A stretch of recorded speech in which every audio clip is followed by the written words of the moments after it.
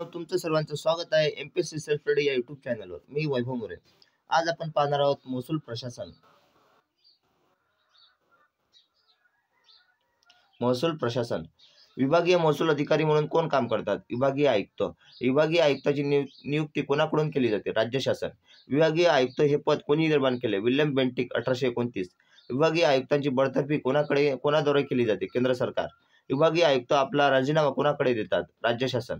जिल्हाधिकारी हे पद कोणी निर्माण केले? Warren Hastings 1772. जिल्हाधिकारीची निवड कोणाकडून केली जाते? यूपीएससी.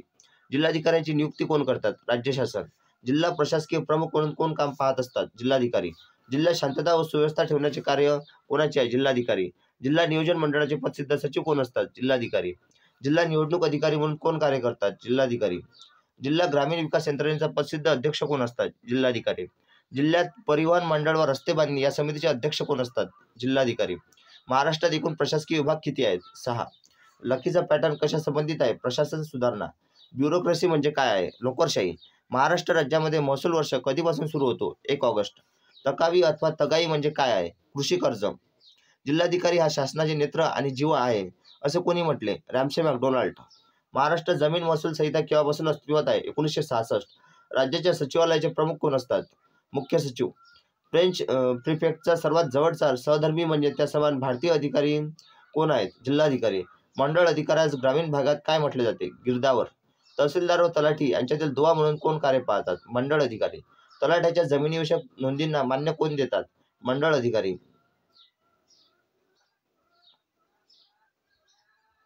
तलाठीची निवड करण्याचे कार्य कोण करतात? जिल्हा निवड समिती. तलाठ्याची नियुक्ती कोणाकडून केली जाते? जिल्हाधिकारी. पगारी तलाठी हे पद सर्वप्रथम कोणी निर्माण केले? छत्रपती शाहू महाराज. 1918. कोल्हापूर. महाराष्ट्रात जमीन महसूल अधिनियम 1966 मधील कलम 7(3) नुसार कोणत्या पदाची नियुक्ती केली जाते? तलाठी. तलाठीच्या कार्यालयास काय म्हटले जाते? सजा. शेतकऱ्यांना 7/12 उतारा कोण देतात? तलाठी. गावात पीक पाण्याची नोंद कोण ठेवतात? तलाठी. गावात जमिनीची आणेवारी कोण ठरवत असतात? तलाठी. आपल्या सजेतील नागरिकांना उत्पन्न, रहिवासी इत्यादी प्रमाणपत्रे कोण देतात? तलाठी. गावातील पूर्णवेळ काम करणारा महसुली ग्रामनोकर कोण असतात? कोतवाल. कोतवालाची नियुक्ती कोण करतात? तहसीलदार. शासकीय आदेश गावात दवंडी पेटवून कोण जाहीर करतात? कोतवाल. तलाठी व पोलीस पाटील यांना मदत कोण करतात? कोतवाल. उपजिल्हाधिकारीची निवड कशामार्फत होते? एमपीएससी. उपजिल्हाधिकारीची नियुक्ती करण्याचे अधिकार कोणाला आहेत? राज्य शासन. उपजिल्हाधिकारीची बडतर्फी कोण करतात? राज्य शासन. उपजिल्हाधिकारी आपला राजीनामा कोणाकडे देतात? राज्य शासन. तहसीलदारावर नियंत्रण कोण ठेवतात? उपजिल्हाधिकारी. उपविभागीय दंडाधिकारी असे कोणास म्हटले जाते? उपजिल्हाधिकारी.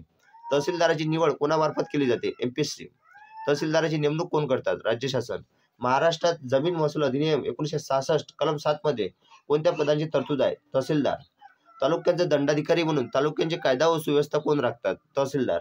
तालुक्यात पिकांची आणेवारी कोण ठरवतात व आणेवारी कोण गोळा करतात? तहसीलदार. हंगामी पोलीस पाटलाची नियुक्ती कोण करतात? तहसीलदार.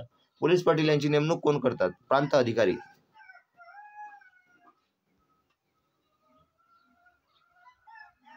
लाईक करा, शेअर करा, सबस्क्राईब करा.